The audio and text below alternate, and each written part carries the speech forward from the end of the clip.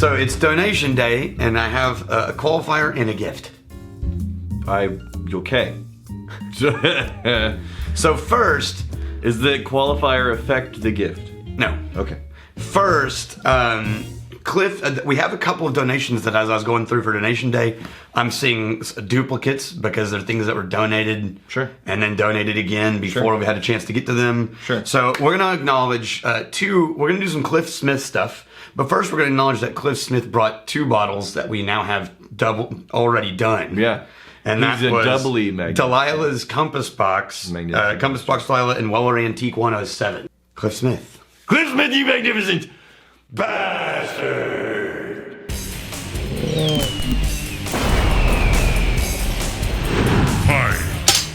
Now, also, Jason and Eric Sauter, who we've done a couple of their bottles. Yeah. I just discovered, had donated a Dark Cove. Oh. It's not here. I didn't bring it up in here. What? Look, the whiskeys need to land in here, in the room. No. That's... Jason Eric Sauter, you magnificent. This is Daniel's fault. This is Daniel's fault. Bastard!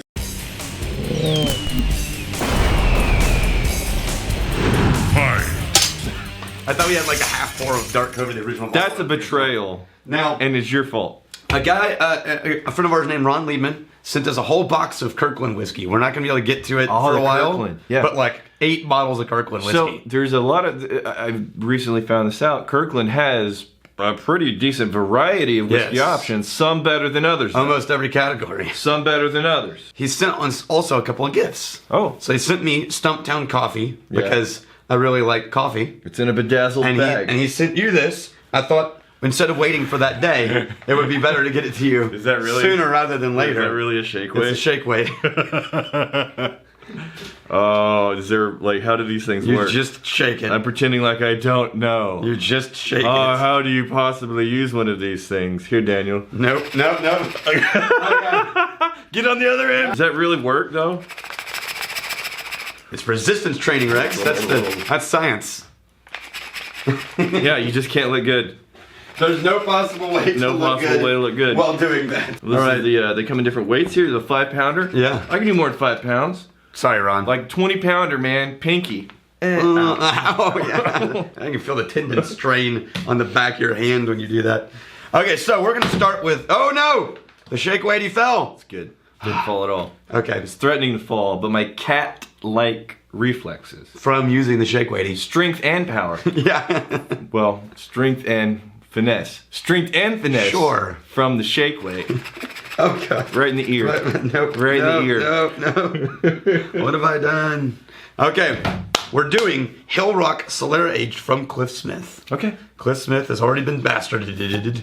This is a New York whiskey. Mm-hmm. Now, if you remember, Dave Pickerell, who R.I.P. recently died. Dave Pickerell was Maker's Mark. Yeah. And then eventually... He was the whistle pig guy, yeah? Yeah, he sort of built a whole kingdom of... He was fully responsible for building a bunch of smaller distilleries and helping them grow, build out their distillery, get their distillation runs going, right on. Help their branding. He's had a huge impact on the current American whiskey scene. Right. Huge impact, not just from being good at work at one place. You want to know an unsung hero on a smaller scale just within the state of Texas who has been key in helping other distilleries get up and running? Ty Phelps from Andalusia. Yes. So Ty is sort of a behind the scenes guy. He doesn't like to be famous. So I did an episode with him. He doesn't want to be. We're ruining that. Okay, never mind. Take it out. Take it out. No, he's not hiding it.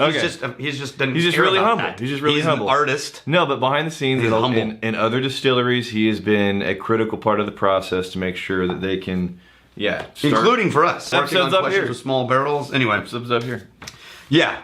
Ty's a badass. Okay, so this is a distillery in New York in the Hudson Valley that Dave Pickerell helped create. It's there are some in the world who were not a fan of the way that he created things because he was a big believer in source while you're working on things and then blend your own products into them to carry on a flavor profile forward. Sure. So they were the first to do a Solera cask style bourbon before Blade and Bow did it. Okay.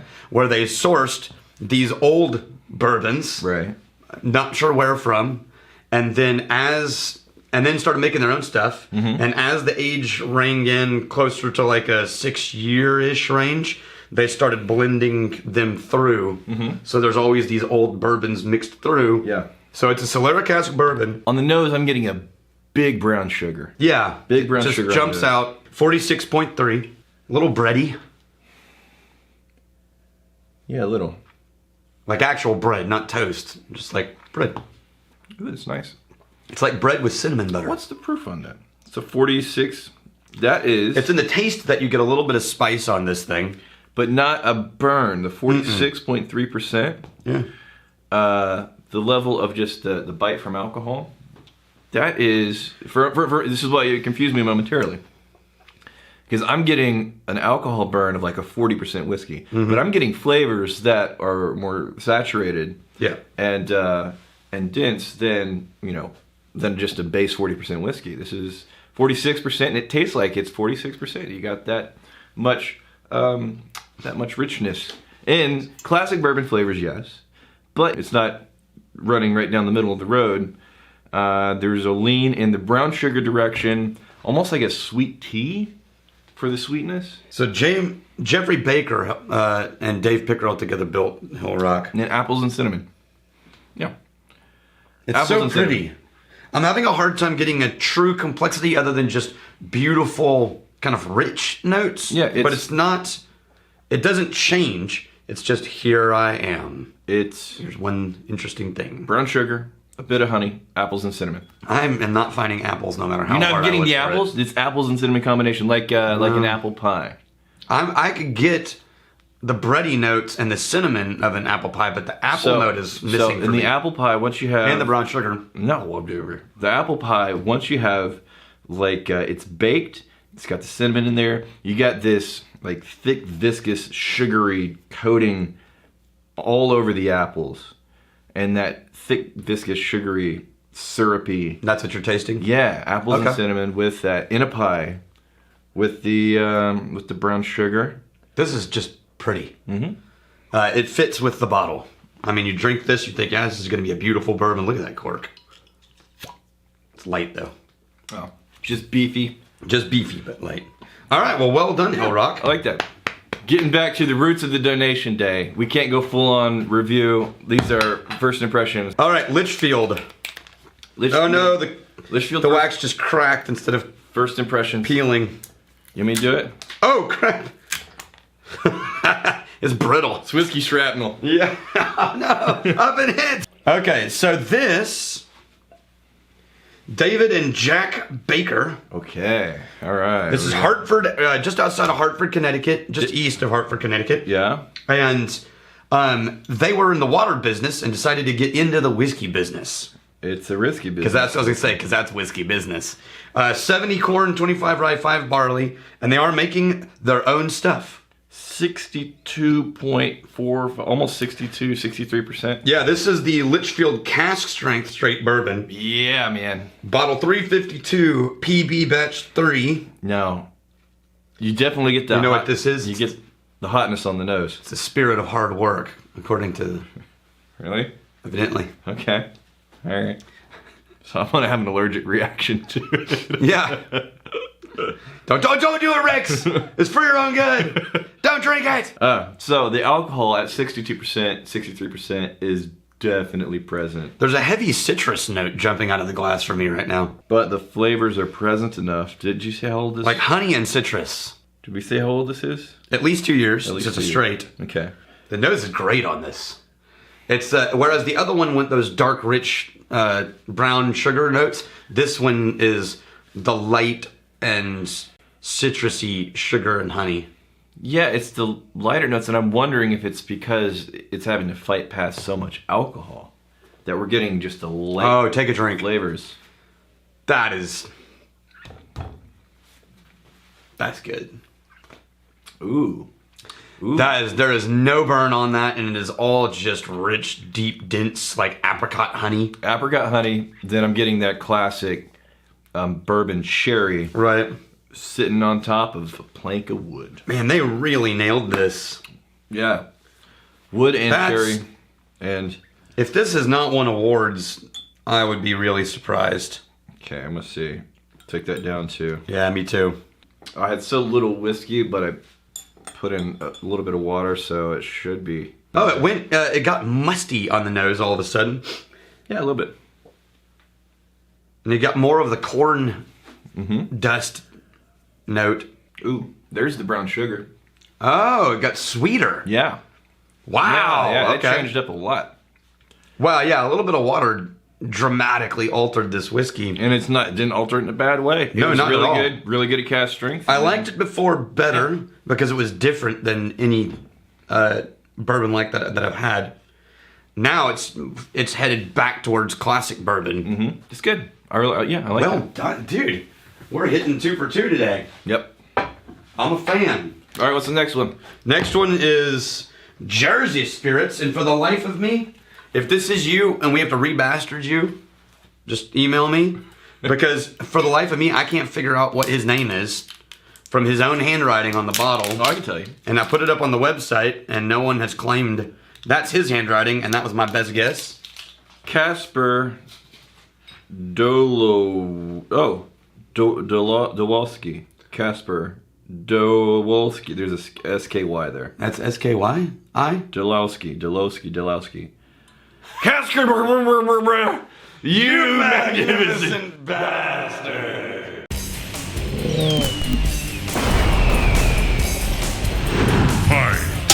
So this is Jersey Spirits Crossroads Bourbon. Does this happen to have a beer heritage? I don't know, but it does have that slightly musty and almost hoppy. That beery note. Yeah. I don't know about hoppy, but that malt beery. So this is batch C53D bottle 63, bringing in at 87. This is, you know what this smells like? It smells like a biker bar on the highway. There's just the kind where they have the stage for performers. It's behind a chain link fence.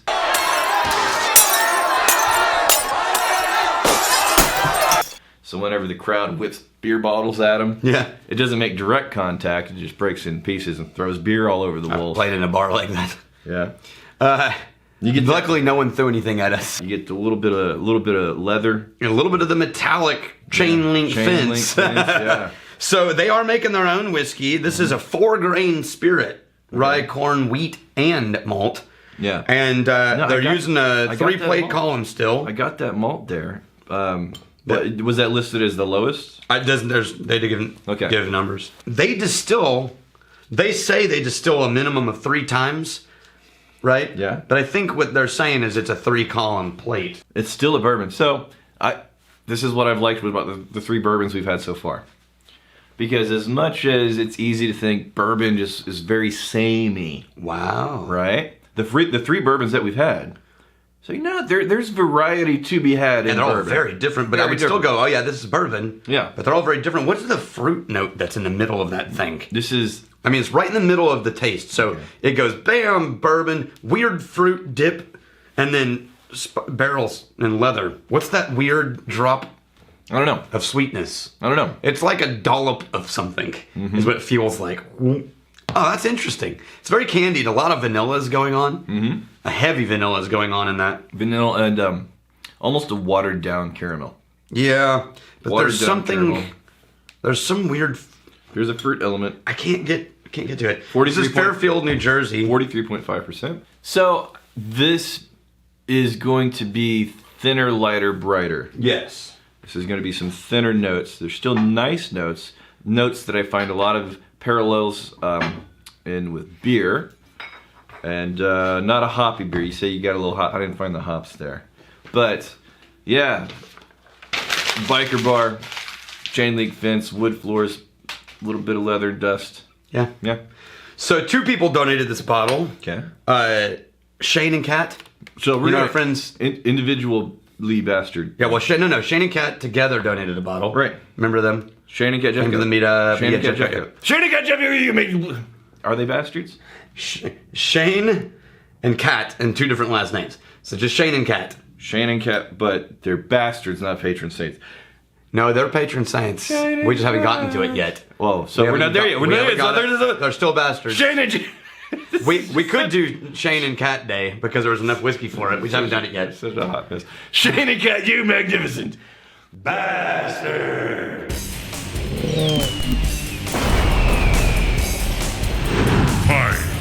But what we're gonna open is the guy who first gave us the bottle, which is Andy Von Gessel? Yeah, Gessel. Andy Van Gessel. Andy Van Gessel, you magnificent bastard.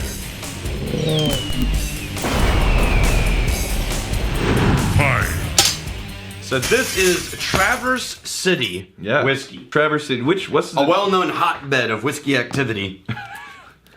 Traverse City. What state is that in? Michigan. Really? I don't know. Okay. I'm not well-traveled or knowledgeable. They're, Michigan is shaped like a hand. Everyone else says that. Like a mitten? Yeah. And someone on the review said... High five, America. They're located right where the ring finger is. So, originally, the founders sourced their whiskey from MGP. Right on.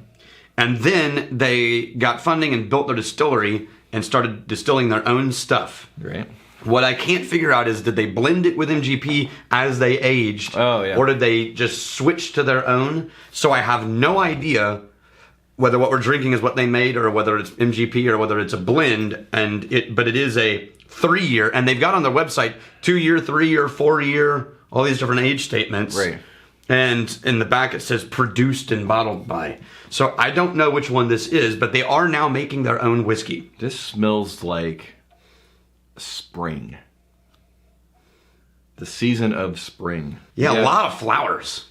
I get oak and cherries and blossoms of just natural wildflower blossoms. And a little bit of vanilla. I think the loveliest time of the year is the spring.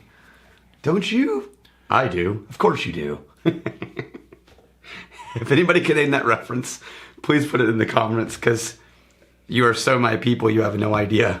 43% straight bourbon whiskey. 3 years or more, they say on this. Oh yeah, that's just rounded caramel ending with a slight little barrel accent that never quite achieves being barrel bitter. Right. And then vanishes. Just that little bit of oak. Boom. And just a nice, pleasant, easy drinking whiskey. I would not turn down a single glass of anything we've opened so far. I agree. Are we about to change that, is the question. This is from Brendan Kite. Definitely patron saint at this point. Really? Oh, yeah. Definitely? Because I'm not throwing him around. No. Brendan Kite, you patron saint of whiskey.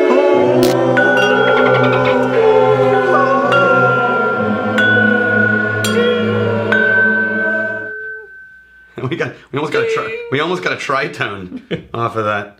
Okay, this is Yahara Bay. And where is Yahara Bay? Madison. Wisconsin? Wisconsin. Oh, right on. So, I gotta say, there was an interview with these guys. Yeah. And I immediately thought, I love the owner of this company. Why? So because they created their own whiskey. They're making their own whiskey, right? Yeah. They're doing a great job. This is a 4-grain whiskey. That's why it's a whiskey and not a bourbon or a whatever. Sure. Right? And then they immediately started contracting for other distilleries and helping other people source as they got up and running. Sure. And they got a lot of criticism for that. What? And in the interview, they said, the owner said, here's the thing. I started a business. Yeah. And I started a business because businesses make money. Yes. Right? And I was like, yes! Thank you. This is coming from a guy who is making all of the whiskey and is aging the stuff, but he's like, look, you ass. Right. We started a business, not a hobby art project. Right.